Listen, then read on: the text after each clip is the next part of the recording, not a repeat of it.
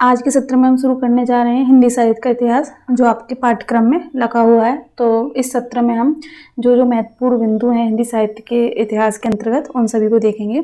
तो पहले देखते हैं हम हिंदी साहित्य इतिहास लेखन की जो प्रक्रिया है वो कैसे पूर्ण होती है या किन किन पद्धतियों में लिखी जाती है। ठीक है, तो हिंदी साहित्य के इतिहास लेखन की 4 पद्धतियाँ हैं, जिसमें कौन कौन है। एक तो है आपकी वर्णानुक्रमिक पद्धति, दूसरी आपकी कालानुक्रमिक पद्धति, तीसरी आपकी वैज्ञानिक पद्धति, ठीक है, और चौथी आपकी कौन सी आती है, विधेयवादी पद्धति, है ना। तो एक बार इनके बारे में जान लेते हैं। तो वर्णानुक्रम पद्धति में क्या होता है, इसमें रचनाकारों का विवरण उनके नाम के प्रथम वर्ण के क्रम से दिया जाता है। जो वर्णानुक्रम पद्धति होती है, तो इस पद्धति में जिन्होंने हिंदी साहित्य इतिहास का लेखन कार्य किया है, तो वो क्या करते हैं, इन्होंने जिन जिन कवि या रचनाकारों का परिचय दिया है वो उनके वर्ण के हिसाब से दिया है। उदाहरण के लिए दें, जैसे तुलसीदास, चिंतामणि और केदारनाथ, ठीक है। तो अगर कोई भी इसमें जो साहित्यकार आएगा जो जिसने हिंदी साहित्य इतिहास लिखा है, तो उसने अगर वर्णानुक्रम पद्धति का प्रयोग किया है तो उसने क्या किया हुआ, सबसे पहले क्या देगा, केदारनाथ सिंह के बारे में देगा, उसके बाद चिंतामणि, उसके बाद तुलसीदास, यानी कि हिंदी वर्णमाला के अकॉर्डिंग इसमें क्या है, इतिहास लेखन कार्य किया गया है।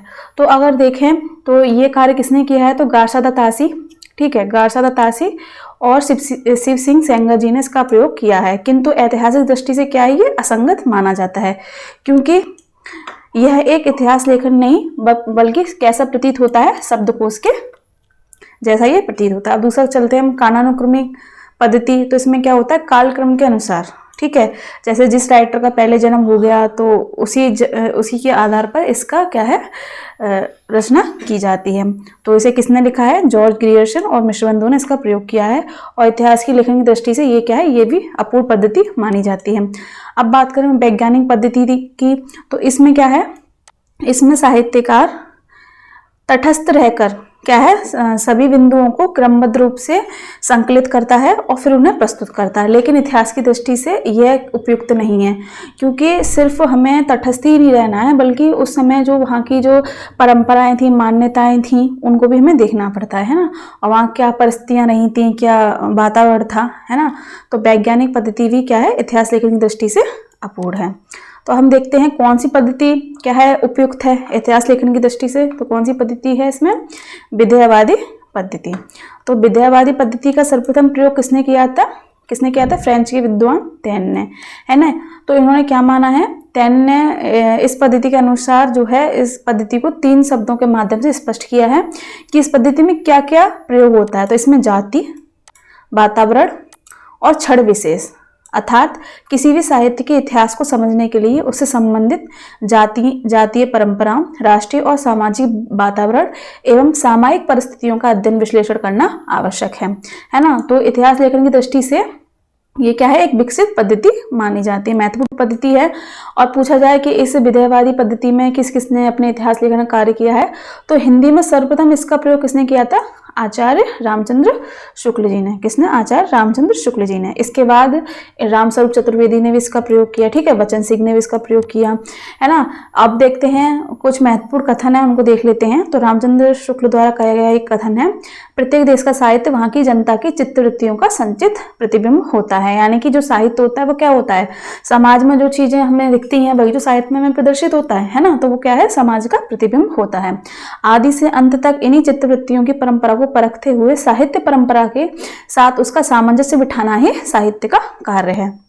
चलते हैं दूसरे बिंदु को पास। तो रामस्वरूप चतुर्वेदी के अनुसार इन्होंने क्या कहा है, कवि का काम यदि दुनिया में ईश्वर के कामों को न्यायोचित ठहराना है, तो साहित्य के इतिहासकार का काम कवि के कामों को साहित्य इतिहास की विकास प्रक्रिया में न्यायोचित दिखा सकना है, ठीक है। अब हम चलते हैं अपने इतिहास दर्शन की तरफ कि इतिहास दर्शन क्या होता है, तो इसे भी एक बार समझ लेते हैं। तो जिस प्रकार साहित्य की परंपरा का अध्ययन साहित्य इतिहास लेखन के माध्यम से किया जाता है, उसी प्रकार साहित्य इतिहास लेखन व उसकी परंपरा का अध्ययन साहित्य इतिहास दर्शन से किया जाता है। तो इसमें इस जो बिंदु में क्या कहा गया है, जैसे साहित्य परंपरा, हिंदी की जब हम साहित्य परंपरा को जानेंगे तो सबसे पहले हम क्या देखेंगे कि इसमें क्या क्या साहित्य लिखा गया, तो वो क्या कहलाएगा, साहित्य इतिहास। ठीक है, अब हम जब साहित्य इतिहास को जानेंगे तो उसे किस दृष्टि से देखेंगे, तो दर्शन की दृष्टि से देखेंगे। तो यहाँ पे साहित्य दर्शन से अभिप्राय साहित्य के इतिहास लेखन में प्रयुक्त दृष्टिकोणों व विचारों का अध्ययन करने वाले विषय से है ना। यहाँ पे क्या है, दृष्टिकोण और विचारों की यहाँ पे प्राथमिकता प्रदान की गई है। तो हिंदी के नलिन विरोचन शर्मा ने इस तरह का उल्लेख्य ग्रंथ लिखा है, महत्वपूर्ण है परीक्षा के दृष्टिकोण से।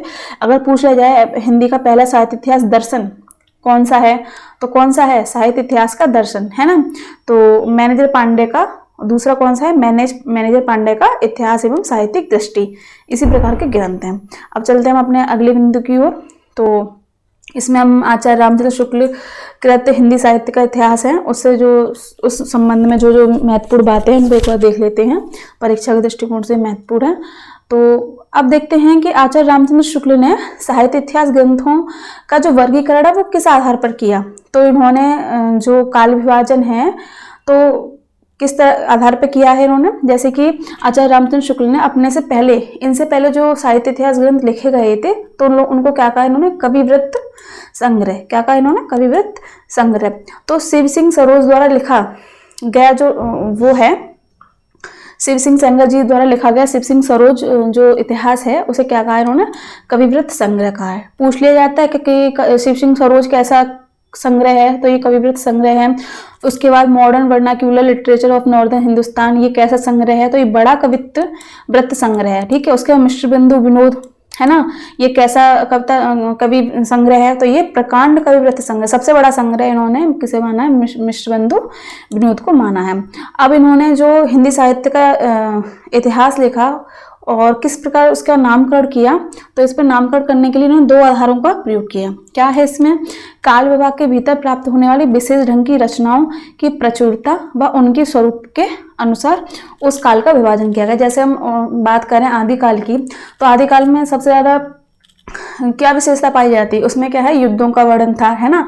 तो इसीलिए इन्होंने क्या है, आदिकाल को क्या नाम दिया, वीरगाथा काल, क्या नाम दिया, वीरगाथा काल। ठीक है, इसी प्रकार ग्रंथ की प्रसिद्धि के आधार पर, क्योंकि प्रसिद्धि भी किसी काल की लोक प्रवृत्ति की प्रतिध्वनि होती है। ऐसे हम जब बात करें भक्ति काल की, तो भक्ति काल को भक्ति काल ही नाम क्यों दिया गया, क्योंकि उस समय क्या है, ईश्वरीय उपासना चरम सीमा पे थी, चाहे वो आपकी निर्गुण उपासना हो या फिर आपकी मूर्ति पूजा हो, इसीलिए होता है उसे भक्ति काल का नाम दिया गया। तो इसके बाद कुछ महत्वपूर्ण बिंदु हैं जो परीक्षा के दृष्टिकोण से महत्वपूर्ण हैं। तो एक तो ये बिंदु यही है कि आधुनिक काल में गद्य का आविर्भाव सबसे प्रधान साहित्यिक घटना है, तो ये किसने कहा, ये रामचंद्र शुक्ल ने। ठीक है, दूसरा बिंदु यह है, वर्तमान लेखकों और कवियों के संबंध में कुछ लिखना अपने सिर पे एक बड़ा मोल लेने जैसा है, तो ये बिंदु किसका, ये कथन किसका है, तो ये भी किसका है, रामचंद्र शुक्ल का। अब बात करें कि जो आचार्य रामचंद्र शुक्ल हैं, इन्होंने अपने ग्रंथ हिंदी साहित्य का इतिहास, ठीक है, उसमें किन किन पुस्तकों का प्रयोग किया है, किन किन को इन्होंने आधार माना है, तो इन्होंने किन किन को आधार माना है उनको देख लेते हैं। तो मिश्रबंधु विनोद के अतिरिक्त सामग्री सहयोग के लिए इन ग्रंथों के नाम शुक्ल जी ने दिए हैं, जिनका प्रयोग उन्होंने अपनी कृति किसमें किया है, हिंदी साहित्य के इतिहास में। इसका प्रकाशन कब हुआ था, 1929 में। ठीक है, तो इसमें मिश्रबंधु के अतिरिक्त इन्होंने किस किस का उल्लेख किया है, यहाँ कहाँ से इन्होंने तथ्य उठाए हैं। तो एक तो होता है आपका हिंदी कोविद रत्नमाला, जो किसके द्वारा रचित है, बाबू श्याम सुंदर दास रचित है। दूसरा अगर आप देखें तो कविता कौमुदी किसके द्वारा रचित है, रामनरेश त्रिपाठी, याद रखेंगे ये। और तीसरा आपका आ जाता है ब्रजमाधुरी सार, है ना। तो इन ग्रंथों को आधार बनाकर इन्होंने अपनी रचना की। तो देखिए चार पुस्तकों का इन्होंने वर्णन किया है। पहले तो आपको मिश्रबंधु विनोद आता है, दूसरा आपको हिंदी कोविद रत्नमाला किसके द्वारा रचित है, श्याम सुंदर दास, तीसरा आपको कविता कौमुदी और रामनरेश त्रिपाठी द्वारा रचित है, और चौथी आती है ब्रजमाधुरी सार। ठीक है, अब बात करें शुक्ल जी ने किस प्रकार काल विभाजन किया है, तो जैसा कि मैंने आपको बताया, इन्होंने काल विभाजन उस समय की परिस्थितियों को देखते हुए और जो उस समय क्या क्या विशेषता रही उस काल की, उसके आधार पर इन्होंने विभाजन किया है। जैसे मैंने बताया आपको आदिकाल, तो आदिकाल में किस प्रकार की रचना लिखी जा रही थी, युद्ध से संबंधित, है ना। तो उसमें युद्धों का अतिशयोक्तिपूर्ण वर्णन मिलता है, इसलिए उन्होंने इस काल का नाम क्या दे दिया, वीरगाथा काल। तो इसका अगर समय अवधि देखें तो विक्रम संवत में इन्होंने समय अवधि बताई है 1050 से लेकर 1375 तक। वहीं अगर पूर्व मध्यकाल देखें, जिसे क्या कहा इन्होंने, भक्ति काल, इसका समय अवधि देखें तो विक्रम संवत 1375 से लेकर 1700 तक। उत्तर मध्यकाल किसे कहा जाता है, रीतिकाल को। रीतिकाल में प्रमुख विशेषता क्या रही है कि इसमें क्या है, रीतिप्रद रचना लिखी गई और श्रृंगारप्रद, है ना। इसमें श्रृंगार रचना ज़्यादा मिलती हैं आपको, जिसमें इसकी कालावधि क्या है, 1700 से लेकर 1900 तक। अब बात करते हैं आधुनिक काल, है ना। तो आधुनिक काल को क्या कहा है उन्होंने, गद्य काल, क्योंकि इस काल में क्या है, पद्य के साथ साथ गद्य में रचनाएं की जाने लगी, इसीलिए गद्य यहाँ पे महत्वपूर्ण हो गया, तो इसको क्या कहा इन्होंने, गद्य काल। तो विक्रम संवत 1900 से लेकर 1984 तक, है ना। अब हम चलते हैं अपने अगले बिंदु पे। तो इसमें ये लिखा है कि साहित्य लेखन की परंपरा कैसे शुरू हुई, कैसे पहले साहित्य लेखन कौन सा किया गया है ना, कौन सा ग्रंथ पहले लिखा गया हिंदी साहित्य की दृष्टि से। तो बात एक नज़र सबको भी देख लेते हैं। तो बात करते हैं अपने साहित्य लेखन की परंपरा को। तो सबसे पहला जो ग्रंथ है, इस्तवार द ला लिटरेटरी एंद्री द हिंदुस्तानी, किसने लिखी है, गारसादा तासी ने। इसे दो भागों में विभाजित किया गया है। पहला जो भाग है उसका जो प्रकाशन है 1839 में हुआ, याद रखेंगे, पूछा जा सकता है, ठीक है। तो ये पहला भाग है। उसके बाद इसका जो पहले भाग का जो दूसरा संस्करण है वो कब प्रकाशित हुआ, 1847 में, इसका द्वितीय भाग है, ठीक है। अब हम दूसरा संस्करण पूछें तो दूसरे खंड संस्करण के 3 खंड हुए थे, ठीक है, लेकिन जो उसका प्रकाशन है वो कब किया गया, 1871 में, है ना। याद रखेंगे कि जो गारसादा तासी द्वारा लिखी गई एंद्री हिंदुस्तान की पुस्तक है, 2 भागों में प्रकाशित की गई थी। तो जो पहला भाग था वो 1839 और 1847 में प्रकाशित हुआ, ठीक है। द्वितीय संस्करण जो प्रकाशित हुआ 1871 में प्रकाशित हुआ, लेकिन इसमें कितने खंड है, 3 खंड है। हम बात करते हैं इसमें कितने कवियों का जिक्र किया गया है। तो इसमें 738 कवियों का यहाँ पे विवरण आपको देखने को मिल जाता है। और क्रम कैसे लगा हुआ है इसमें, अंग्रेजी वर्ण के क्रम के अनुसार, जैसे मैंने आपको बताया था वर्णानुक्रम पद्धति का इन्होंने प्रयोग किया है, ठीक है। तो इसमें सिर्फ कितने कवि हिंदी से हैं, तो सिर्फ इन्होंने 72 कवियों को लिया जो हिंदी से संबंधित है ना। और ये किस में लिखा गया ग्रंथ है, फ्रेंच भाषा में, हिंदी साहित्य का पहला ग्रंथ, और किस में लिखा गया है, फ्रेंच भाषा में, ठीक है। तो इन्होंने एंद्वी का अर्थ क्या बताया, हिंदी भी, ठीक है, यानी कि हिंदी। और हिंदुस्तानी का अर्थ क्या बताया इन्होंने, हिंदुस्तानी, है ना। उसके बाद इन्होंने इसे ब्रिटेन और आयरलैंड की प्राचीन साहित्य अनुवादक समिति की ओर से पेरिस में प्रकाशित किया गया था। पूछा जा सकता है कि ये ग्रंथ कहाँ से प्रकाशित हुआ, तो पेरिस में प्रकाशित किया गया था, जिसमें काल विभाजन नामकरण का कोई प्रयास नहीं किया गया, सिर्फ इसमें वर्णानुक्रम पद्धति का ही प्रयोग किया गया। महत्वपूर्ण बिंदु एक यहाँ भी देखने को मिलता है कि डॉक्टर लक्ष्मी सागर वार्ष्णेय ने इस ग्रंथ में वर्णित हिंदी रचनाकारों संबंधी सामग्री को हिंदी अनुवाद हिंदू साहित्य का इतिहास शीर्षक से 1952 में प्रकाशित की। तो महत्वपूर्ण बिंदु है कि लक्ष्मी जो सागर वार्ष्णेय जी हैं, उन्होंने जो गारसादा तासी की जो रचना है उसमें जो हिंदी जितने भी कवि दिए गए हैं उनकी जो सामग्री उपलब्ध उसमें है, उसका इन्होंने हिंदी में वर्णन किया है, किस शीर्षक से, हिंदू साहित्य का इतिहास, ठीक है। कब प्रकाशित हुई है, 1952 में।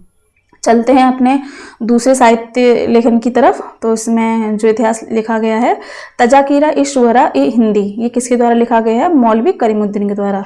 कब लिखा गया, 1848 में। तो ये कहाँ से प्रकाशित हुआ था, दिल्ली कॉलेज से, ठीक है। इसमें 1004 कवियों के बारे में विवरण दिया गया, जिसमें सिर्फ 62 कवि ही हिंदी के हैं, है ना। तो इस ग्रंथ में महत्वपूर्ण बात यह है कि सर्वप्रथम कालक्रम का ध्यान इसमें रखा गया था, है ना। तो इस ग्रंथ का महत्व इस बात से भी है कि इसमें सर्वप्रथम कालक्रम का ध्यान रखा गया, यानी कि कालक्रम पद्धति का इसमें प्रयोग किया गया, लेकिन क्या है, इसमें नामकरण नहीं किया है ना। तो इसे तवकाश्वरा भी कहा जा सकता है ना। अब चलते हैं, ये इतना महत्वपूर्ण नहीं है, फिर भी एक बार पढ़ लेते हैं इसे। अब आगे चलते हैं अपने भाषा काव्य संग्रह पे। महत्वपूर्ण है ये रचना। भाषा काव्य संग्रह किसके द्वारा रचित है ना। तो किसके द्वारा रचित है, महिषद शुक्ल के द्वारा। इसका प्रकाशन कब हुआ, 1873 में हुआ। और हिंदी भाषा में लिखा गया प्रथम हिंदी साहित्य इतिहास संबंधी ये ग्रंथ है। ध्यान रखेंगे, हिंदी भाषा में लिखा गया पहला साहित्य इतिहास ग्रंथ है ये, ठीक है। अगर पूछे हिंदी का पहला कौन सा ग्रंथ था, तो ये फ्रेंच में लिखा गया, ये गारसादा तासी द्वारा रचित वाला ग्रंथ था, है ना, एंद्वी ए हिंदुस्तानी। लेकिन हिंदी भाषा में लिखा गया पहला साहित्य इतिहास संबंधी ग्रंथ कौन सा है, तो भाषा काव्य संग्रह, ठीक है। यह नवल किशोर प्रेस लखनऊ से प्रकाशित हुआ है, ठीक है। दूसरा हम चलते हैं शिव सिंह सरोज, जो साहित्य ग्रंथ है। तो इसी को रामचंद्र शुक्ल ने क्या कहा, कविवृत्त संग्रह, जैसा मैंने आपको ऊपर बताया था। इसके जो राइटर कौन है, शिव सिंह सेंगर, ठीक है। 1883 में ये नवल किशोर प्रेस लखनऊ से प्रकाशित हुआ, है ना। तो देखिए भाषा काव्य संग्रह में और शिव सिंह सरोज सेंगर में कितने 10 साल का फर्क दिखा रहा है ना। तो उसके बाद पहला आपका भाषा काव्य संग्रह आएगा, दूसरे नंबर आपका शिव सिंह सरोज आएगा। पर प्रकाशन इनका कहाँ से हुआ है? लखनऊ से हुआ है। तो इसमें देखिए इस ग्रंथ में सर्वप्रथम 1000 से ज्यादा भाषा कवियों का विवरण दिया गया है ना। और इसी से यह बाद के इतिहासकारों के लिए आधार भी रहा। और इसमें क्या है, इसके पूर्वार्ध में आपको 838 कवियों की रचना के नमूने तथा उत्तरार्ध में 1003 कवियों के जीवन परिचय भी दिए गए हैं। तो इन्होंने भी क्या है, वर्णानुक्रम पद्धति का प्रयोग किया है, वर्णानुक्रम पद्धति का प्रयोग किया, लेकिन इन्होंने काल विभाजन नाम का कोई प्रयास नहीं किया। ठीक है, चलते हैं अगली पृष्ठ की ओर। तो उसके बाद आपका था the modern vernacular literature of northern Hindustan. तो ये किसने लिखा है? जॉर्ज ग्रियर्सन ने। इसका प्रकाशन कब हुआ? 1888 में हुआ। तो ये ग्रंथ का प्रकाशन एशियाटिक सोसाइटी ऑफ बंगाल की पत्रिका के विशेषांक के रूप में हुआ था। महत्वपूर्ण बिंदु है ये, कहाँ से हुआ था? एशियाटिक सोसाइटी ऑफ बंगाल की पत्रिका के विशेषांक के रूप में। तो बहुत से विद्वानों ने इसे सही अर्थों में हिंदी साहित्य का पहला इतिहास ग्रंथ माना है। ठीक है, तो दूसरा बिंदु इसमें देखते हैं कि इसमें सर्वप्रथम हिंदी साहित्य की भाषा को दृष्टि से क्षेत्र निर्धारित करते हुए हिंदी साहित्य को संस्कृत, पाली, प्राकृत एवं अरबी फारसी मिश्रित उर्दू से पृथक किया गया था। यानी कि पहली बार इसमें क्या है, कालक्रमानुसार वर्गीकरण किया गया, कालक्रमानुसार वर्गीकरण किया गया। ठीक है, उसके बाद ये ग्रंथ किसने अध्याय में विभक्त है? तो 11 अध्यायों में विभक्त है। पूछा जा सकता है कि जॉर्ज ग्रियर्सन द्वारा लिखा गया the modern vernacular literature of northern Hindustan कितने खंडों में विभक्त है, कितने अध्यायों में विभक्त है? तो 11 अध्यायों में। ठीक है, और क्या है इसमें महत्वपूर्ण बात को, प्रत्येक अध्याय का क्या है, अपना एक नाम भी है। तो इसमें कितने कवियों को शामिल किया गया? 952 कवियों को। ठीक है, जिनमें से 886 कवियों के विवरण का आधार क्या रहा है? शिव सिंह सरोज। जैसे कि मैंने बताया कि शिव सिंह सरोज जो साहित्य ग्रंथ है ना, तो वो कई साहित्य इतिहास ग्रंथों का क्या है, आधार रहा है। तो सबसे पहले तो इन्होंने इसका प्रयोग किया। उसके बाद महत्वपूर्ण बिंदु एक यहाँ भी देखने को मिलता है कि जॉर्ज ग्रियर्सन ने ही सर्वप्रथम भक्ति काल को क्या कहा? स्वर्णयुग। एक तो स्वर्णयुग उन्होंने कहा, ठीक है। दूसरा पूछा जाए कि स्वर्ण काल किसने कहा? तो आप कौन आ जाएंगे? श्याम सुंदर दास आ जाएंगे। ठीक है, तो डॉक्टर किशोरीलाल गुप्त ने इसका अनुवाद हिंदी साहित्य का प्रथम इतिहास के नाम से किया। कब? 1957 में ये प्रकाशित करवाया। महत्वपूर्ण है कि किसने इसका अनुवाद करवाया? तो किसने कराया? डॉक्टर किशोरीलाल गुप्त ने इसका अनुवाद कराया। किस नाम से कराया? हिंदी साहित्य का प्रथम इतिहास। और प्रकाशित कब करवाया? 1957 में। अब चलते हैं अपने अगले साहित्य इतिहास ग्रंथ की तरफ। तो मिश्रबिंदु बनोद, ठीक है, ये इसे रामचंद्र शुक्ल ने क्या कहा? प्रकांड कवि वृत्त संग्रह कहा है। जैसा कि मैंने आपको पहले बताया, किसके द्वारा रचित है? मिश्रबिंदु द्वारा रचित है। तो इसका प्रथम जो भाग है, जिसके जो पहले जो 3 भाग थे वो सन 1913 में प्रकाशित हो गए, लेकिन जो चौथा भाग है उसका प्रकाशन कब हुआ? 1934 में। याद रखेंगे ये। ठीक है, तो इसमें कितने कवियों को शामिल किया गया? 4591 कवियों को इसमें शामिल किया गया है। तो अगर बात करें, ग्रियर्सन यद्यपि काल विभाजन एवं नामकरण कर चुके थे, किंतु व्यवस्थित रूप से इसका श्रेय किसे जाता है? मिश्रबिंदुओं को जाता है। तो इनका जो साहित्य इतिहास ग्रंथ है कितने भागों में विभक्त है? कितने भागों में है? 5 कालों में ये विभाजित है। संपूर्ण इतिहास इन्होंने 5 कालों में विभाजित कर दिया है ना। अब बात करें, अगर पूछ लिया जाए कि मिश्रबिंदु कौन थे, है ना, कौन थे? ये 3 भाई थे। तो सबसे बड़ा कौन था इनमें? गणेश बिहारी मिश्र थे, उसके बाद श्याम बिहारी मिश्र, उसके बाद सुखदेव बिहारी मिश्र। ये सीरियल वाइज भी लगा देते हैं, पूछते हैं कि सबसे पहले कौन आएंगे और दूसरे नंबर पर कौन आएंगे। तो याद रखें, गणेश बिहारी मिश्र और श्याम बिहारी मिश्र, उसके बाद सुखदेव बिहारी मिश्र। ठीक है, अब चलते हैं अपने महत्वपूर्ण ग्रंथ की तरफ। ठीक है, हिंदी साहित्य का इतिहास बहुत ही महत्वपूर्ण ग्रंथ है ये। किसके द्वारा रचित? रामचंद्र शुक्ल द्वारा। कब इसे प्रकाशित किया? 1929 में। तो इसके संबंध में जो महत्वपूर्ण तथ्य हैं उनको एक और देख लेते हैं। यह ग्रंथ मूलतः नागरिक विचारणी सभा से प्रकाशित हिंदी शब्द सागर की भूमिका के रूप में लिखा गया था। ठीक है, इस भूमिका को हिंदी साहित्य का विकास नाम दिया गया। यह हिंदी का सर्वाधिक प्रख्यात इतिहास ग्रंथ है। इसमें रचनाकारों की इतिवृत्ति की वजह से रचनात्मक वैशिष्ट्य पर अधिक बल दिया गया है ना।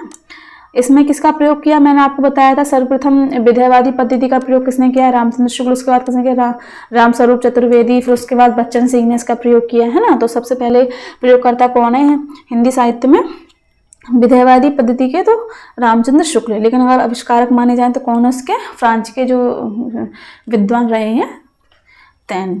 ठीक है, तो इसमें विधेयवादी पद्धति का प्रयोग करते हुए तत्कालीन युगीन परिस्थितियों के संदर्भ में हिंदी साहित्य के इतिहास को विश्लेषित किया गया है।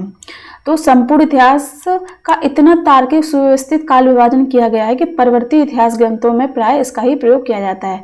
तो प्रसिद्धि का कारण तो यही हो गया कि अगर आप कोई भी परीक्षा दें हिंदी साहित्य की, तो सबसे ज़्यादा आधार किसे माना जाता है, किसे माना जाता है, हिंदी साहित्य के इतिहास को, है ना। क्योंकि इसमें जो जानकारी दी है वो व्यवस्थित और क्रमबद्ध रूप में दी है। अब चलते हैं अपनी दूसरी रचना की तरफ। तो हिंदी साहित्य का आलोचनात्मक इतिहास महत्वपूर्ण रचना है, पूछ लिया जाता है इसके राइटर कौन है, तो डॉक्टर रामकुमार वर्मा है। तो इसका प्रकाशन कब हुआ, 1938 में हुआ, है ना। तो इसमें क्या है, इसमें सिर्फ आदिकाल व भक्ति काल तक की अवधि को स्थान दिया गया, आगे के भाग में नहीं लिख पाए थे। सिर्फ आदिकाल भक्ति काल देखने को मिलता है।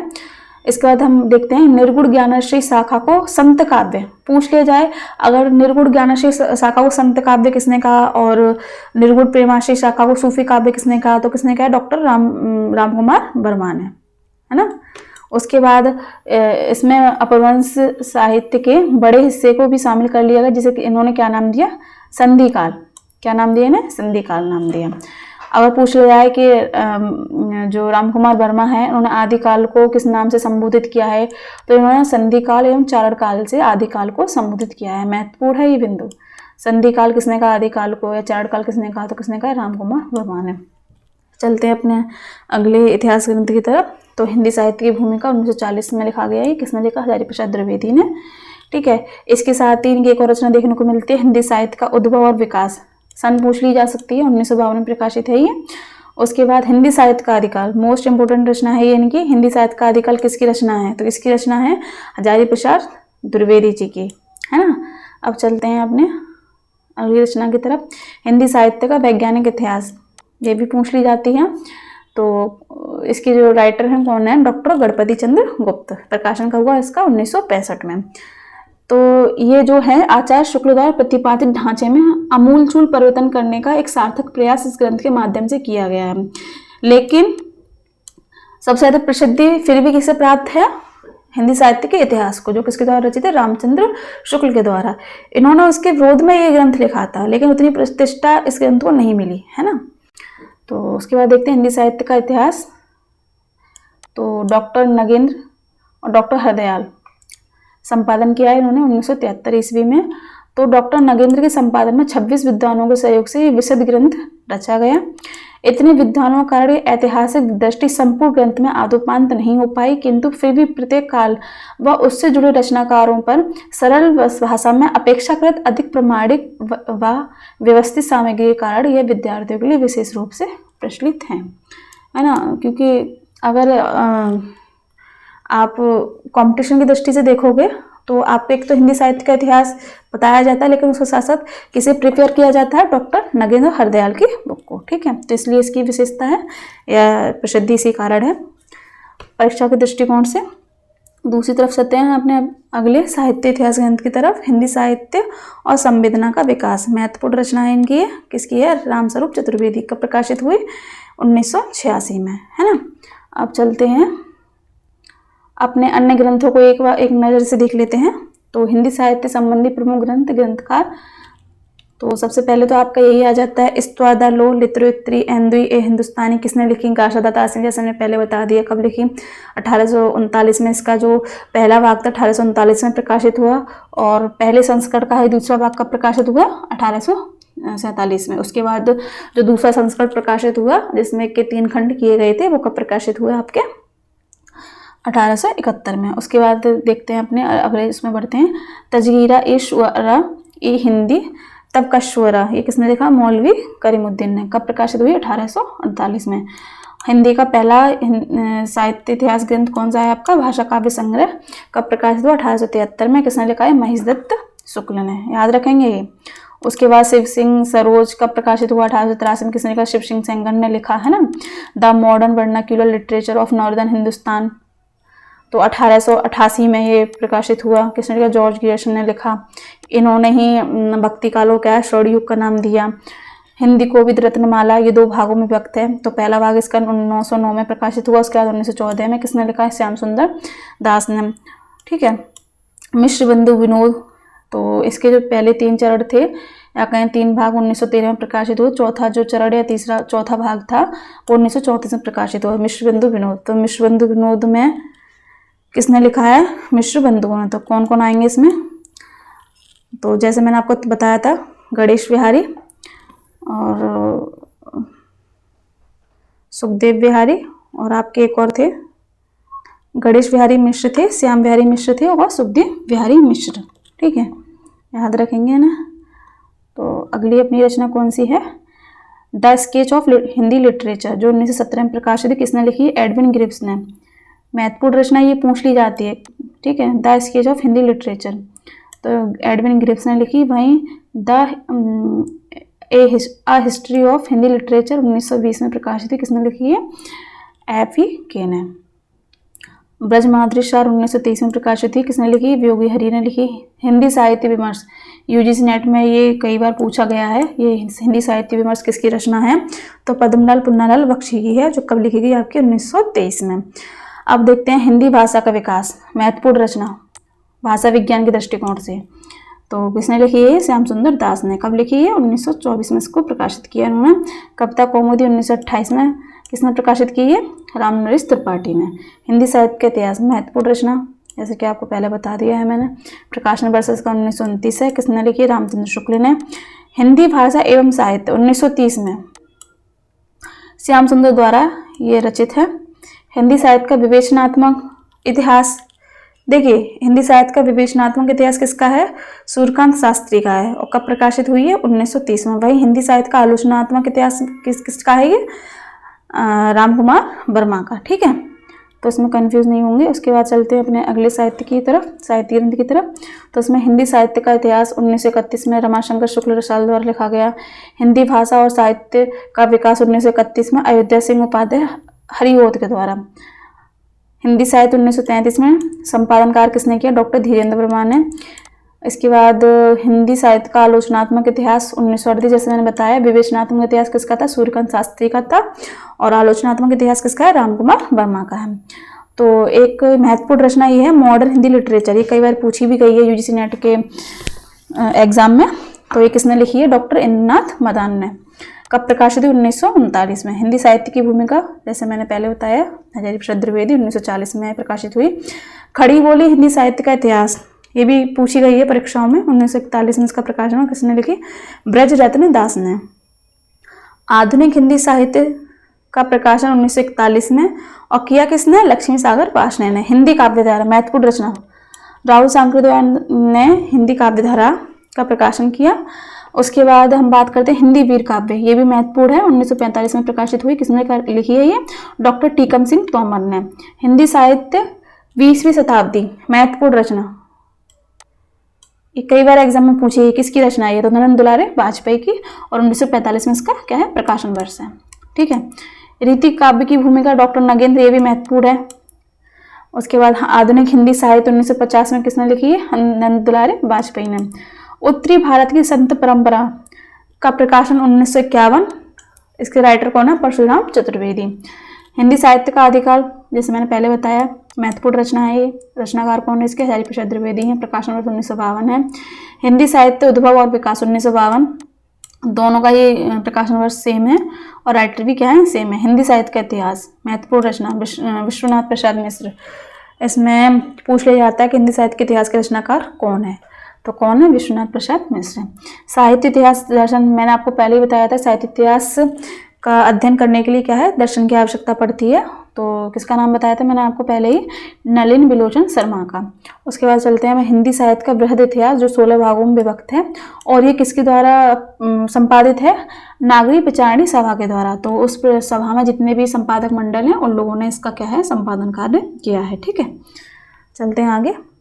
हिंदी साहित्य का वैज्ञानिक इतिहास सन 1965 में किसने लिखा है? ये डॉक्टर गणपति चंद्र गुप्त ने। हिंदी साहित्य का इतिहास 1973 में डॉक्टर नगीन डॉक्टर हरदयाल द्वारा ये संपादित है। आधुनिक हिंदी का आदिकाल, महत्वपूर्ण रचना। आधुनिक काल का हिंदी काल पूछा गया था, तो इसका जो प्रकाशन वर्ष है 1973, किसने किया? ये नारायण चतुर्वेदी ने। नारायण चतुर्वेदी है।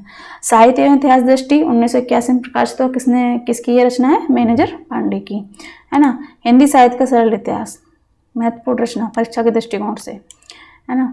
तो 1985 में इसका प्रकाशन वर्ष किसने लिखा है? इसे विश्वनाथ त्रिपाठी ने। हिंदी साहित्य संवेदना और विकास कब लिखा गया? 1986 में। किसके द्वारा? रामस्वरूप चतुर्वेदी के द्वारा। हिंदी साहित्य का दूसरा इतिहास, बच्चन सिंह, महत्वपूर्ण रचना 1996 में इसका प्रकाशन वर्ष है। हिंदी साहित्य का आधा इतिहास, ये भी महत्वपूर्ण रचना किसके द्वारा? सुमन राजे के द्वारा। कब? 2003 में इसका प्रकाशन हुआ। हिंदी साहित्य का मौखिक इतिहास, ये भी महत्वपूर्ण है। किसने किया संपादन इसका? नीलाभ ने। कब किया? 2004 में। और हिंदी साहित्य का ओझल नारी इतिहास, बहुत ही महत्वपूर्ण रचना, तो कौन है इसके संपादक? नीरजा माधव। कब किया? 2012 में। ठीक है, तो अभी देखिए यहाँ पे हम महत्वपूर्ण बिंदु देख लेते हैं। हिंदी साहित्य इतिहास लेखन के संदर्भ में नलिन विलोचन शर्मा के निम्नलिखित मत स्मरणीय हैं। तो पहला मत इन्होंने क्या दिया कि हिंदी साहित्य का पहला इतिहास लेखा गाशादासी था, यह निर्विवादित है। यानी कि इसमें कोई दोहराहे नहीं है कि हिंदी का जो पहला इतिहास है वो किसी हिंदी साहित्यकार ने ना लिखा है, फ्रेंच के साहित्यकार ने लिखा। ठीक है, उसके बाद देखते हैं हिंदी के विधेयवादी साहित्य इतिहास के आदम प्रवर्तक शुक्ल जी नहीं प्रत्युत ग्रियर्सन है। ये किसका मत है? ये मत है नलिन विलोचन शर्मा का, याद रखेंगे। इन्होंने ये माना है कि जो हिंदी की जो विधेयवादी पद्धति है उसके जो प्रवर्तक हैं वो रामचंद्र शुक्ल नहीं है बल्कि ग्रियर्सन है। ठीक है, अब चलते हैं हम अपने अगले बिंदु के ऊपर जो आपके पाठ्यक्रम में लगा हुआ है, हिंदी साहित्य का काल विभाजन और नामकरण, है ना। तो यहाँ से अब पढ़ते हैं। तो पहले हम देखते हैं जॉर्ज ग्रियर्सन द्वारा किया गया काल विभाजन और या नामकरण। परीक्षा के दृष्टिकोण से महत्वपूर्ण है ये, क्योंकि इसमें से कुछ भी पूछा जा सकता है। तो पहले जो जॉर्ज ग्रियर्सन है उन्होंने जो साहित्य इतिहास का जो काल विभाजन है वो किस प्रकार किया है उनको देखते हैं। तो पहला इनका जो विभाजन है चारण काल सन 700 से लेकर 1400 ईस्वी था। उसके बाद 15वीं सदी का धार्मिक पुनर्जागरण, मलिक मोहम्मद जैसी का प्रेम काव्य, ब्रज का कृष्ण काव्य, मुगल दरबार, तुलसी रीति काव्य सन 1580 से 1692 ईस्वी के मध्य। ठीक है, तुलसी के अन्य परवर्ती, ठीक है, ये वे भी इनके क्या है काल विभाजन और नामकरण का नाम है इनके इतिहास ग्रंथ का, है ना। 18वीं शताब्दी 1821 ईस्वी, ठीक है, कंपनी के शासन में हिंदुस्तान, विक्टोरिया शासन में हिंदुस्तान। तो देखिए इसमें विक्टोरिया शासन, आपके तुलसीदास, मुगल दरबार, मलिक मोहम्मद जैसी का प्रेम काल, 15 सदी का धार्मिक पुनर्जागरण और चारण काल और ब्रज का कृष्ण काल महत्वपूर्ण बिंदु हैं। ये सभी याद रखेंगे क्योंकि पूछ लिया जाता है कि जॉर्ज ग्रियर्सन ने काल विभाजन में कौन कौन से नामकरण किए गए थे, है ना। तो याद रखेंगे सब। उसके बाद हम आते हैं एक और मिश्र बंधु विनोद द्वारा किया है काल विभाजन और नामकरण, महत्वपूर्ण है ये। तो इन्होंने जो है जो विभाजन है वो कितने भागों में किया है? 5 भागों में। कितने भागों में किया है? 5 भागों में। तो जो प्रारंभिक काल है, तो प्रारंभिक काल को उन्होंने 2 भागों में बांटा है। पहला जो प्रारंभिक काल इन्होंने स्टार्ट किया उसका नाम क्या था? पूर्व प्रारंभिक काल, यानी कि विक्रम संवत 700 से लेकर 1343 तक। उसके बाद जो उत्तरारंभिक काल है वो कब है? 1344 से लेकर 1444 विक्रम संवत तक। ठीक है, ये हमारा मान लो ये आदि काल है ना, इसे हम कह सकते हैं आदि काल। हम देखते हैं अपना माध्यमिक काल या फिर कह लें से भक्ति काल, है ना, समझने के लिए। तो माध्यमिक काल को उन्होंने 2 भागों में बांटा। आपका पहला आ जाएगा पूर्व माध्यमिक काल, ठीक है। तो इसका जो विक्रम संवत कितना है आपका? 1445 से लेकर 1560 तक। प्रौढ़ माध्यमिक काल, तो इसका जो विक्रम संवत है वो आपका 1561 से लेकर 1680 तक। हम देखते हैं अपने अलंकृत काल को। तो परीक्षा में पूछ लिया जाता है कि रीति काल को अलंकृत काल किसने कहा? तो किसने कहा है? मिश्र बंधुओं ने। किसने कहा है? मिश्र बंधुओं ने। ठीक है, तो इसमें आपका पूर्व अलंकृत काल, तो इसका जो काल अवधि है वो 1681 से लेकर 1790 विक्रम संवत तक है। उत्तर अलंकृत काल को इन्होंने क्या कहा है, उत्तर अलंकृत काल की जो समय अवधि है वो 1791 से लेकर 1889 विक्रम संवत तक है। इसके बाद इन्होंने एक परिवर्तन काल का भी नाम दिया है, जिसकी इन्होंने समय अवधि 1890 से लेकर 1925 के विक्रम संवत तक मानी है। उसके बाद इन्होंने वर्तमान काल को यानी कि आधुनिक काल को क्या कहा, वर्तमान काल। पूछ लिया जाता है कि आधुनिक काल को वर्तमान काल किसने कहा, ठीक है, तो आधुनिक काल को वर्तमान काल किसने कहा है, मिश्र बंधुओं ने, ठीक है। तो संवत 1926 से लेकर अब तक जो काल चल रहा है वो वर्तमान काल कहलाता है। अब देखिए आधुनिक काल को पूछ लें कि गद्य काल किसने कहा, तो किसने कहा, रामचंद्र शुक्ल ने, और वर्तमान काल किसने कहा, मिश्र बंधुओं ने, ठीक है। अब चलते हैं हम अपने अगले साहित्यकार के पास कि इन्होंने किस आधार पर काल विभाजन नामकरण किया है। तो आचार्य रामचंद्र शुक्ल का काल विभाजन एवं नामकरण, तो जैसे मैंने आपको बताया इन्होंने 4 भागों में क्या है, हिंदी साहित्य को बांटा है। तो पहला जो भाग आता है उसमें वीर गाथात्मक काल, आदिकाल जो नाम है नहीं, वीर गाथा काल किसने कहा है, तो आचार्य रामचंद्र शुक्ल ने। इसकी जो समय अवधि है आपके 1050 से लेकर 1375 तक। और वहीं जो पूर्व मध्य काल है उसे भक्ति काल किसने कहा है, आचार्य रामचंद्र शुक्ल ने। इसकी समय अवधि देखें 1375 से लेकर 1700 विक्रम संवत तक। वहीं उत्तर मध्य काल को रीति काल किसने कहा, तो रामचंद्र शुक्ल ने। तो 1700 से लेकर 1900 विक्रम संवत तक इन्होंने रीति काल की समय अवधि मानी है। और आधुनिक काल को इन्होंने क्या कहा है, गद्य काल। जैसे मैंने अभी बताया आधुनिक काल को गद्य काल किसने कहा, आचार्य रामचंद्र शुक्ल ने, ठीक है। तो इसका जो समय अवधि रही है वो आपकी 1900 से लेकर 1984 विक्रम संवत तक रही है। अब चलते हैं हम अपने अगले साहित्यकार की तरफ कि उन्होंने किस प्रकार हिंदी साहित्य का काल विभाजन किया। तो देखिए इन्होंने जो आरंभिक काल है उसको 2 चरणों में बांटा है, संधि काल और चारण काल, है ना। तो संधि काल 750 से लेकर 1000 विक्रम संवत माना है इन्होंने, और चारण काल क्या है आपका 1000 से लेकर 1375 विक्रम संवत। और बाकी का इन्होंने जो रामचंद्र शुक्ल ने जैसे काल बांटा, भक्ति काल, रीति काल और आपका आधुनिक काल, बाकी उन्होंने वही रखा है। सिर्फ इन्होंने क्या कहा है इसमें, इन्होंने क्या है संधि काल को जोड़ दिया है ना। अब चलते हैं अपने दूसरे इनके विभाजन की तरफ। तो भक्ति काल की जो समय अवधि है 1375 से लेकर 1700 विक्रम संवत तक। उसके बाद आपके रीति काल की समय अवधि है 1700 से लेकर 1900 विक्रम संवत तक। और आधुनिक काल की है 1900 विक्रम संवत से लेकर अब तक। अब चलते हैं अपने हजारी प्रसाद द्विवेदी जी के नामकरण की तरफ। तो इन्होंने आदिकाल के 1000 से 1350 विक्रम संवत मानी है, 1350 से 1700 याद रखेंगे, ठीक है, भक्ति काल। और रीति काल की जो समय अवधि है 1700 से लेकर 1900, है ना। और आधुनिक काल की विक्रम संवत 1900 से लेकर अब तक।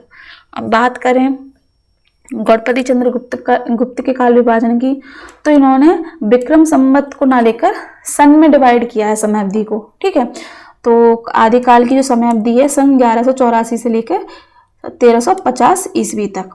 पूर्व मध्यकाल की जो समय अवधि है 1350 से लेकर 1600 ईस्वी तक। और उत्तर मध्यकाल की जो समय अवधि है 1600 से लेकर 1857 ईस्वी तक। और आधुनिक काल के 1857 से लेकर अब तक क्या है आपका आधुनिक काल चल रहा है, ठीक है। अब चलते हैं हम डॉक्टर नगेंद्र द्वारा संपादित हिंदी साहित्य इतिहास का काल विभाजन। तो इन्होंने भी कितने भागों में बांटा है, इन्होंने 4 भागों में बांटा है। लेकिन इन्होंने आधुनिक काल के क्या है का इन्होंने वर्गीकरण कर दिया है। तो जो आपका आदिकाल है तो 7वीं सदी के मध्य से 14वीं सदी के मध्य तक क्या रहा आपका आदिकाल रहा। किसके द्वारा है ये, नगेंद्र द्वारा। उनकी जो पुस्तक है हिंदी साहित्य का इतिहास, है ना, उसके अंतर्गत इनका जो आदिकाल है वो 7वीं सदी से लेकर 14वीं सदी तक रहा। उसके बाद भक्ति काल स्टार्ट हो गया जो आपके 14वीं सदी से लेकर 17वीं सदी तक रहा। उसके बाद आपका रीतिकाल जो 17वीं सदी से लेकर 19वीं सदी तक रहा। उसके बाद इन्होंने आधुनिक काल को बताया 19वीं सदी के मध्य से अब तक, है ना। तो इन्होंने आधुनिक काल को कई भागों में बांटा है। तो आपका जैसे पुनर्जागरण काल यानी किसे कहा इन्होंने, भारतेंदु युग को। तो पूछा जा सकता है कि भारतेंदु युग को पुनर्जागरणकार किसने कहा, तो किसने कहा है, डॉक्टर नगेंद्र ने। किसने कहा, डॉक्टर नगेंद्र ने, ठीक है। तो इसका जो काल विभाजन है वो 1857 से लेकर 1900 ईस्वी तक। उसी प्रकार द्विवेदी काल को जागरण सुधार काल किसने कहा, तो किसने कहा है, डॉक्टर नगेंद्र ने। इसकी समय अवधि देखें तो 1900 से लेकर 1918 तक। इसी प्रकार छायावाद युग का विभाजन भी इन्होंने किया, तो उसकी समयावधि क्या रखी इन्होंने 1918 से लेकर 1938 ईस्वी तक। ठीक है, इसके बाद इन्होंने छायावादोत्तर काल बताया और इसको भी 2 भागों में बांटा है, प्रगति प्रयोग काल, है ना, प्रगतिवाद काल के रूप में, फिर प्रयोगवाद काल के रूप में, है ना। तो 1938 से लेकर 1953 तक इसकी समयावधि बताई। प्रगति काल की 1938 से लेकर 1943 और प्रयोग काल की 1943 से लेकर 1953 तक। उसके बाद नवलेखन की जो परंपरा है तो उसे क्या कहा इन्होंने, नवलेखन काल कहा।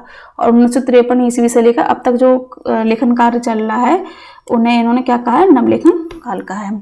अब चलते हैं अपने अगले साहित्यकार के काल विभाजन की तरफ। तो इन्होंने क्या करा है, डॉक्टर रामस्वरूप चतुर्वेदी का काल विभाजन नामकरण। तो चतुर्वेदी जी ने अपने इतिहास ग्रंथ में आचार्य शुक्ल के काल विभाजन को ही स्वीकृति प्रदान कर दी है, बस थोड़ा बहुत संशोधन कर दिया है इन्होंने। देखते हैं, तो आदिकाल का जो समयावधि है वो क्या है आपकी, सन 1000 से लेकर 1350 तक, और भक्ति काल आपका 1350 से लेकर 1650 तक, और उत्तर मध्यकाल यानी कि रीतिकाल आपका जो समयावधि है वो आपकी होगी 1650 से लेकर 1850 तक, और आधुनिक काल है ना तो उसकी समयावधि कितनी है, सन 1850 से अब तक। अब बात करते हैं बच्चन सिंह की। तो बच्चन सिंह का भी काल विभाजन देख लेते हैं। तो इन्होंने भी हिंदी साहित्य को 4 भागों में बांटा है। आपका पहला अपभ्रंश काल, दूसरा आपका भक्ति काल, जिसकी इन्होंने समयावधि सन 1400 से लेकर 1650 तक बताई है। रीतिकाल को देखते हैं तो इसकी समयावधि इन्होंने 1650 से लेकर 1857 तक बताई है। और चौथा जो उनका आधुनिक काल है उसकी समयावधि इन्होंने सन 1857 से अब तक की अवधि इन्होंने आधुनिक काल की बताई है। तो हमने इस शीर्षक में क्या है, हिंदी साहित्य के इतिहास के काल विभाजन को देखा, उनके नामकरण को देखा। ठीक है, अब चलते हैं हम अपने अगले शीर्षक की तरफ, आगे बढ़ते हैं हम अपने अगले शीर्षक की तरफ, जिसका नाम है आदिकाल की सामाजिक, आर्थिक, राजनीतिक पृष्ठभूमि और उसका साहित्य पर प्रभाव। तो ये सभी तो हम सभी को ज्ञात ही होगा कि आदिकाल की सामाजिक पृष्ठभूमि, आर्थिक पृष्ठभूमि कैसी थी, है ना। तो इसके बारे में तो हम लोगों को पता ही है। अब हम बढ़ते हैं अपने अगले बिंदु की तरफ। तो आदिकाल में जो जैन साहित्य, सिद्ध साहित्य, नाथ साहित्य, रासुका और लौकिक साहित्य थे, तो उनके बारे में हम यहाँ पे क्या है संक्षेप में जानेंगे। तो पहले नंबर पर हमारा आता है सिद्ध मत साहित्य, है ना। तो सिद्धों की, जैसे ये महत्वपूर्ण क्या कहते हैं बिंदु है, ये कई बार पूछा भी गया है कि सिद्धों की संख्या कितनी होती है। तो सिद्धों की संख्या कितनी होती है, 84 होती है। कितनी होती है, 84 होती है, याद रखेंगे। इनका जो केंद्र है वो कहाँ पर है, श्री पर्वत पर। ठीक है, अब पूछ लिया जाए कि सिद्धों की भाषा शैली क्या है, तो सिद्धों की भाषा शैली क्या है, संदल। सिद्धों की भाषा शैली क्या है, संदा, है ना। अब देखते हैं जो महत्वपूर्ण सिद्ध साहित्य के जो महत्वपूर्ण सिद्ध रहे हैं कौन कौन है। सरहप्पा, तो प्रथम सिद्ध सरहप्पा को हिंदी का प्रथम कवि भी माना जाता है। इन्हें हिंदी का पहला कवि भी माना जाता है, किसे, सरहप्पा को। ठीक है, सरहप्पा को सरोज वज्र, राहुल भद्र के नाम से भी जाना जाता है। डॉक्टर वी भट्टाचार्य ने इन्हें बांग्ला भाषा का प्रथम कवि माना है, ये भी महत्वपूर्ण है। इनके कितने ग्रंथ पाए जाते हैं, 32। तो जिसमें सबसे महत्वपूर्ण जैसे पूछ लिया जाता है दुआ कोश किसकी रचना है, तो सरहप्पा की है। ज़्यादातर कन्फ्यूजन कहाँ होती है, सरहप्पा सबरप्पा में। तो सरहप्पा किसके गुरु थे, सबरप्पा के, है ना। तो इनकी क्या रचना है, दोहा कोश। तो इनके संबंध में बच्चन सिंह का एक कथन भी है कि आक्रोश की भाषा का पहला प्रयोग किस में दिखाई देता है, सरहप्पा में। ठीक है, ये भी देखे ध्यान रखेंगे। उसके बाद हम चलते हैं सबरप्पा पे। तो सबरप्पा किसके शिष्य थे, सरहप्पा के। किसके शिष्य हैं, सरहप्पा के। इनका जन्म कब हुआ, 780 में माना जाता है। और सबरों के वेशभूषा में रहने के कारण ने कहा जाने लगा ना, सबरप्पा। इनका जो प्रसिद्ध ग्रंथ है चर्यापद। ठीक है, तो ये चर्यापद जो ग्रंथ है वो एक प्रकार का गीत है जो अनुष्ठानों के समय गाया जाता है। तो दोहा कोश की रचनाकार सरहप्पा है और चर्यापद के रचनाकार कौन है, सबरप्पा है ना। उसके बाद हम बात करते हैं लुइप्पा की। तो लुइप्पा किसके शिष्य हैं, सबरप्पा के। ठीक है, उसके बाद ये पूछा जाता है डोम्बिप्पा। तो डोम्बिप्पा किसके शिष्य थे, यानी कि गुरु कौन है, तो इनके गुरु कौन है? विरूप्पा। ये यूजीसी नेट में पूछा गया है कि डोम्बिप्पा किसके शिष्य हैं या इनके गुरु कौन है, तो विरूप्पा इनके गुरु हैं। और अगर ग्रंथों की बात देखें तो इनके किस ग्रंथ बताए जाते हैं, जिनमें डोम्बी गीतिका, योगचर्या महत्वपूर्ण है। योगचर्या चर्यापद तो सबरप्पा का, डोम्बिप्पा का क्या है? योगचर्या। ठीक है, इसके अलावा इन्हें अक्षरद्वीपकोश पदेश ठीक है प्रसिद्ध है। उसके बाद कणप्पा को देखते हैं, तो कणप्पा के गुरु कौन थे? तो कणप्पा गुरु कौन है? जलंधरप्पा। ये भी महत्वपूर्ण है, जलंधरप्पा।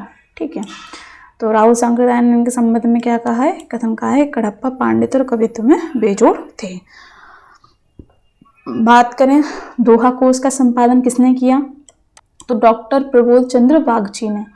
डॉक्टर प्रबोध चंद्र बागची ने इसका संपादन किया। इसमें क्या है? सरहप्पा, तुल्लुप्पा और कणप्पा के दोहे संग्रहित हैं। अगर पूछ लिया जाए कि दोहा कोश में सरहप्पा के अलावा किस किस सिद्ध के क्या है दोहे संग्रहित हैं? तो तुल्लुप्पा और कणप्पा। ठीक है, उसके बाद हरप्रसाद शास्त्री ने सिंधों की रचनाओं का संग्रह बांग्ला अक्षरों में बौद्ध गान और दुहा के नाम से निकाला। ठीक है, और इन्होंने ही सिद्धों की भाषा को क्या कहा है? संधा शैली कहा है। अब आते हैं अपने नाथ मत एवं नाथ साहित्य की तरफ। तो हजारी प्रसाद द्विवेदी का महत्वपूर्ण कथन देख लेंगे। नाथ पंथ या नाथ संप्रदाय के सिद्ध मत, सिद्ध मार्ग, योग संप्रदाय अवधूत मत और अवधूत संप्रदाय नाम से भी प्रसिद्ध है। महत्वपूर्ण कथन है ये। ठीक है, वहीं रामचंद्र शुक्ल का कथन देख लेते हैं। गोरखनाथ के नाथ पंथ का मूल भी बौद्धों की ही यही ब्रजयान शाखा है। 84 सिद्धों में गोरखनाथ भी लिए जाते हैं, पर यह स्पष्ट है कि उन्होंने अपना मार्ग अलग कर लिया। आचार्य रामचंद्र शुक्ल यहाँ पे क्या कहना चाहते हैं कि 84 सिद्धों में एक सिद्ध कौन थे? हमारे गुरु गोरखनाथ, लेकिन बाद में जाकर उन्होंने क्या है? अपना मार्ग को बदल लिया और कहाँ पे आ गए? नाथ साहित्य में। ऐसा किसका मानना है? रामचंद्र शुक्ल का। ठीक, तो अगर इसमें देखा जाए तो नाथों की संख्या कितनी मानी गई है? तो नाथों की संख्या इसमें 9 मानी गई है। कितने नाथ होते हैं? 9 नाथ होते हैं। तो यहाँ पे आदिनाथ को बाद में संतों ने शिव माना। जो इनके देखा जाए कि नाथों में जो पहले नाथ कौन थे? आदिनाथ है, जिसे क्या माना इन लोगों ने? संत माना। उसके बाद पूछ लिया जाता है जैसे कि जो गोरखनाथ हैं उनके गुरु कौन है? तो मच्छिंद्रनाथ या मत्स्येंद्रनाथ किसके गुरु हैं? गोरखनाथ के गुरु हैं। ठीक है, ये तो मच्छिंद्रनाथ के चेले कौन है? गोरखनाथ। ठीक है, वास्तविक नाम इनका क्या है? मत्स्येंद्रनाथ का विष्णु शर्मा। ठीक, तो अगर ये रचना पूछी जाती है जैसे काल ज्ञान निर्णय, नाथ संप्रदाय के किस नाथ की ये रचना है? काल ज्ञान निर्णय। तो किसकी रचना है ये? मत्स्यनाथ की। इसका संपादन किसने किया? प्रबोध चंद्र बागची ने। ठीक है, तो देखिए यहाँ पे जैसे बताया है गोरखनाथ, ये गुरु कौन थे? मत्स्येंद्रनाथ। ठीक है, तो इनकी समयावधि को लेकर विद्वान और मतभेद भी हैं। तो जो राहुल सांकृत्यायन है इसकी इनकी समयावधि क्या बताते हैं? 1845 ईस्वी। और वहीं हजारी प्रसाद द्विवेदी क्या बताते हैं? 9वीं शती में मानते हैं। पीतम्बर दत्त बड़थयाल 11वीं शती में मानते हैं। और रामचंद्र शुक्ल, राम कुमार वर्मा 11वीं शती। ये महत्वपूर्ण है। ठीक है, ये महत्वपूर्ण है। अब हम मिश्र बिंदुओं ने क्या है? गोरखनाथ को क्या माना? हिंदी का पहला गद्य लेखक भी इन्होंने इन्हें माना है। उसके बाद हम देखते हैं डॉक्टर पीतम्बर दत्त बड़थयाल ने गोरख के 14 ग्रंथों को प्रमाणिक मानकर उनका संपादन कार्य गोरखवाणी में किया। तो देखिए एक क्वेश्चन ऐसे ही बन जाता है कि वह कौन सा विद्वान है जिसने नाथ पंथ के साहित्य को एकत्रित किया? तो क्या नाम देंगे हम इसमें? डॉक्टर पीतम्बर दत्त बड़थयाल ने। ठीक है, हम चलते हैं अपने जैन साहित्य की तरफ। तो यहाँ पे देखिए सिद्धों का जो प्रभाव था वो कहाँ पे था? पूर्वी भाग में रहा। वहीं जैनों का प्रभाव हमें कहाँ देखने को मिलता है? राजस्थान, गुजरात और दक्षिण में देखने को मिलता है। तो इसके अंतर्गत कौन कौन से वो आएंगे साहित्यकार या कवि? तो उसमें स्वयंभू, पुष्पदंत, धनपाल, जिनदत्त सूरी, हेमचंद्र सूरी और सोमप्रभ सूरी, जैनाचार्य मेरुतंगवी आदि क्या है? हमारे जैन कवि हैं, है ना। तो इसमें देखिए जैन साहित्य में रास काव्य परंपरा प्रसिद्ध रही। अगर पूछ लिया जाए कि रास काव्य परंपरा का उद्भव कहाँ से हुआ? तो कहाँ से हुआ? ये जैन साहित्य से हुआ है। ठीक है, तो उससे संबंध में कुछ रचनाएं देख लेते हैं। अपभ्रंश में सबसे पहले जो रचना हुई उसका क्या नाम था? उपदेश रसायन, जिनदत्त सूरी। मैंने आगे के सत्र में ये सब चीज़ें बताई हुई हैं। उसके बाद हिंदी में जो प्रथम रचना है उसे क्या कहते हैं? भरतेश्वर बाहुबली रास, है ना। और प्रथम धर्मेत्तर रास कौन सा है? संदेश रास किसने लिखा? अब्दुल रहमान ने लिखा। अब देखते हैं जो महत्वपूर्ण कवि हैं जैन साहित्य के। तो सबसे पहले आते हैं आपके शालिभद्र सूरी। तो शालिभद्र सूरी का जो महत्वपूर्ण ग्रंथ है वो क्या है, बुद्धिरास। ठीक है, तो इसका जो संग्रह है किसने किया था, इनके शिष्य शिबी ने, और जिसके कारण इन्हें प्रसिद्धि प्राप्त हुई वह है भरतेश्वर बाहुबली रास, जो कब लिखा गया 1184 में। ये जो इनका खंड काव्य है 205 छंदों में विभक्त है। ठीक है, इसका संपादन किसने किया, मुनि जिन विजय ने। ठीक है, भरतेश्वर बाहुबली रास की जो रचना है वो तो की शालिभद्र सूरी ने, संपादन किसने किया, मुनि जिन विजय ने। देखिए देवसेन है वो जैन साहित्य के प्रमुख कवि के रूप में विख्यात हैं। तो इनका जो प्रसिद्ध ग्रंथ है श्रावकाचार, महत्वपूर्ण रचना इनकी। इसमें 250 दोहों में श्रावक धर्म का वर्णन है, गृहस्थ जीवन धर्म उस वर्णन का केंद्र है। महत्वपूर्ण कथन है कि इसमें कितने दोहों का वर्णन इसमें मिलता है, तो कितने दोहों का वर्णन मिलता है इसमें, 250। ठीक, अब इसके अलावा इन्होंने कुछ और भी ग्रंथ लिखे हैं, जैसे दर्शन सार। ठीक है, तो उसे इन्होंने क्या नाम दिया, जैनाभास भी नाम दिया। अन्य ग्रंथों में इसका आराधना सार, दर्शन सार, तत्व सार, भाव संग्रह, सवाय धम्म दोहा, महत्वपूर्ण रचना है सवाय धम्म दोहा। ठीक है, इसके साथ इनका भाव संग्रह भी महत्वपूर्ण है। अब बात करें हम और कवियों की, तो इसमें देखिए विजयसेन सूरी, ये यूजीसी नेट में ये रचना कई बार पूछी जा चुकी है कि रेवंतगिरी रास किसकी रचना था, विजयसेन सूरी की। ठीक है, उसके बाद आपका एक तो ये विजयसेन सूरी और विनय चंद्र सूरी दोनों में काफ़ी अंतर है, पर इनमें कन्फ्यूजन ज़्यादा रहती है। तो जो विजयसेन सूरी है उनकी रचना तो रेवंतगिरी रास ये पूछी जाती है। भाई विनय चंद्र जो सूरी हैं उनकी रचना क्या है, नेमिनाथ चौपाई।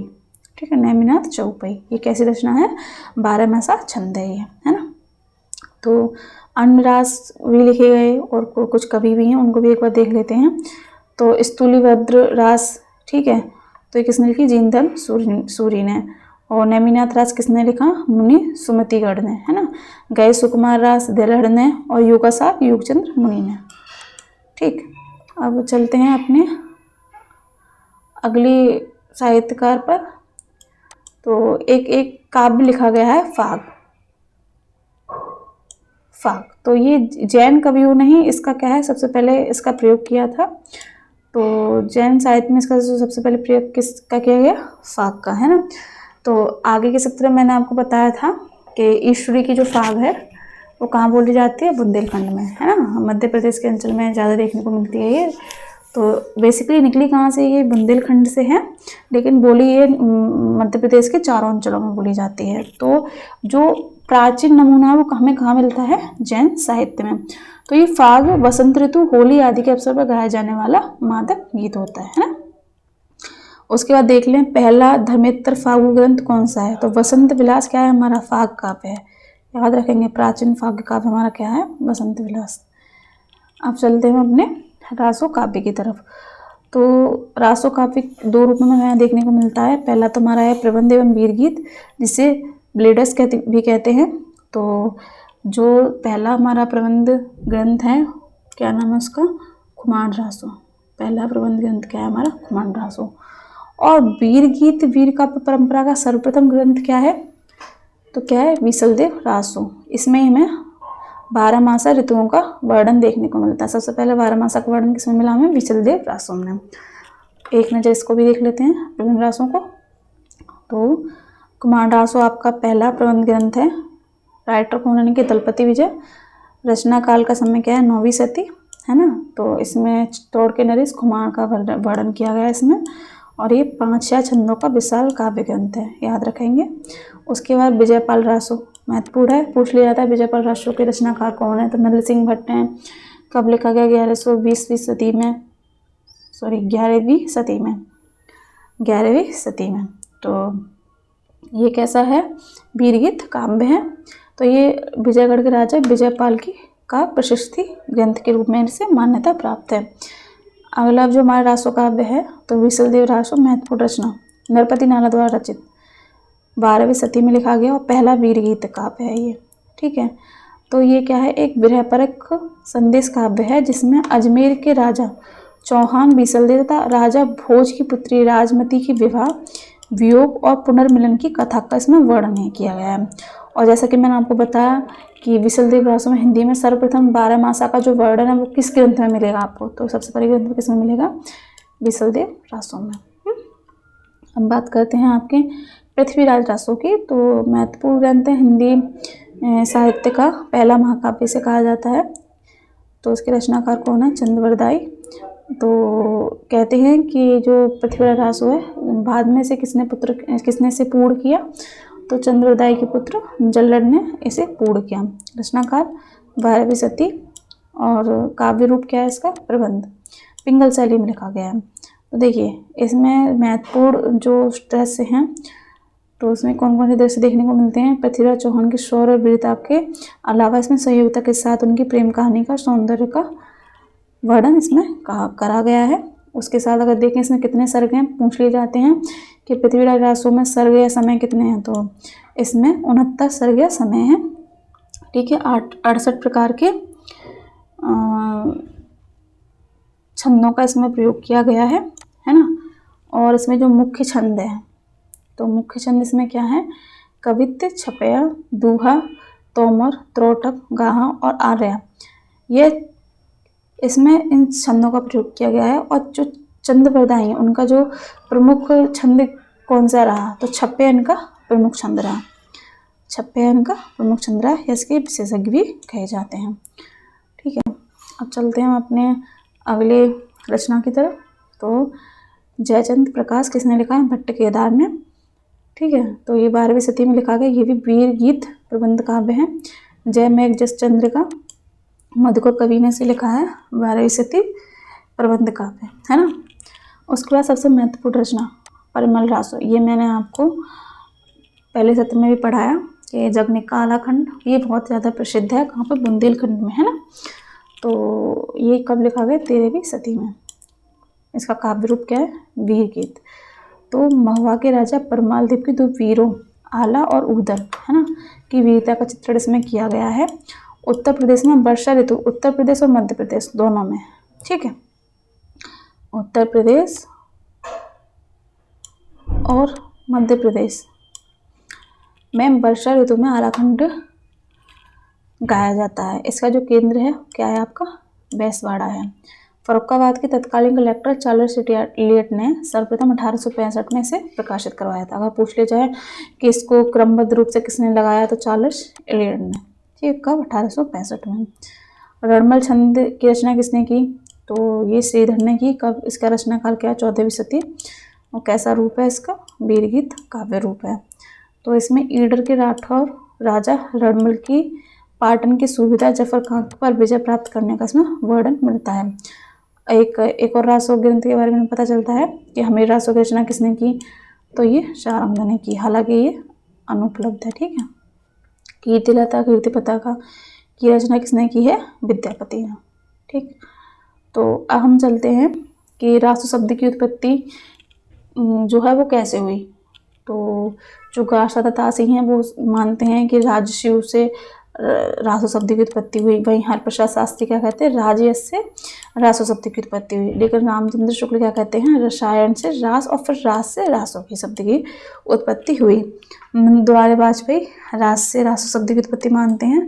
वहीं हजारी प्रसाद द्विवेदी क्या कहते हैं, राशक एक कोई उपरूपक है, तो जहाँ इसका प्रयोग किया जाता है तो वो ग्रंथ क्या कहलाता है, रासो। वहीं रामस्वरूप चतुर्वेदी रासो को से रासो की उत्पत्ति मानते हैं। दशरथ शर्मा, माता प्रसाद गुप्त और गणपति चंद्रगुप्त रासक से ही रासो की उत्पत्ति मानते हैं। अब देखिए यहाँ पे एक कथन भी हमें देखने को मिलता है कि कुछ लोग क्या है, पृथ्वीराज रासो को क्या है, प्रमाणिक मानते हैं और कुछ अर्ध प्रमाणिक और कुछ अप्रमाणिक मानते हैं। तो प्रमाणिक किस किसने माना है, तो मिश्रबंधु विनोद, श्याम सुंदर दास, मोहनलाल विष्णुलाल पांड्या और कर्नल टांडे ने प्रमाणिक माना किसे, पृथ्वीराज रासो को। इसमें जो भी घटनाएं हैं वो वास्तविकता पर आधारित हैं। ठीक है, लेकिन इसे अर्ध प्रमाणिक किसने माना है, तो मुनि जन्मेजय, हजारी प्रसाद द्विवेदी, डॉक्टर सुनीता कुमार चटर्जी, दशरथ ओझा ने इसे अर्ध प्रमाणिक माना है।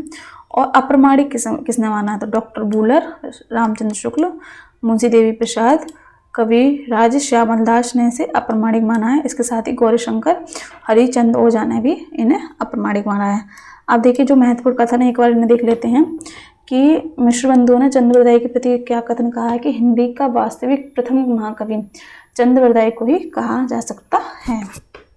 ठीक है, तो आचार्य रामचंद्र शुक्ल ने क्या कहा कि ये हिंदी के प्रथम महाकवि माने जाते हैं और इनका पृथ्वीरासो हिंदी का प्रथम महाकाव्य है। इन्होंने जो रामचंद्र शुक्ल हैं इन्होंने पृथ्वीरासो को एक जाली काव्य के रूप में क्या है, रामचंद्र शुक्ल ने पृथ्वीरासो को जाली काव्य माना है। ठीक है, आगे चलते हैं अपने लौकिक साहित्य की तरफ। तो यहाँ पे हम रचना देख लेते हैं। तो डोला मारूरा दुहा किसने लिखी? कल्लूल ने। तो समयावधि इसकी 11वीं सदी है। तो इसमें क्या स्मरणीय बिंदु हैं? इसमें लोक प्रचलित प्रेम काव्य, राजस्थान में अधिक लोकप्रिय है ये। इसमें राजकुमार ढोला और राजकुमारी मारवाड़ी की कथा मिलती है। ठीक है, ढोला मारूरा दुहा, तो ये ढोला कौन है? राजकुमार है, और मारवाड़ी की इसमें कथा देखने को मिलती है। तो हजारी प्रसाद द्विवेदी ने इसके दोहे को हेमचंद्र बिहारी की दोहे की एक कड़ी माना है कि यहीं से बिहारी ने क्या है, दोहे लिखना स्टार्ट किया। ऐसा किसने माना है? हजारी प्रसाद द्विवेदी ने। उसके बाद अमीर खुसरो की रचनाएं आती हैं आपके, जिसमें खालिक पहेलियाँ, खालिक बारी, पहेलियाँ, मुकरियाँ, दो सुकने आदि देखने को मिलते हैं। रचनाकार काल क्या है इनका? 1255 से लेकर 1325 तक।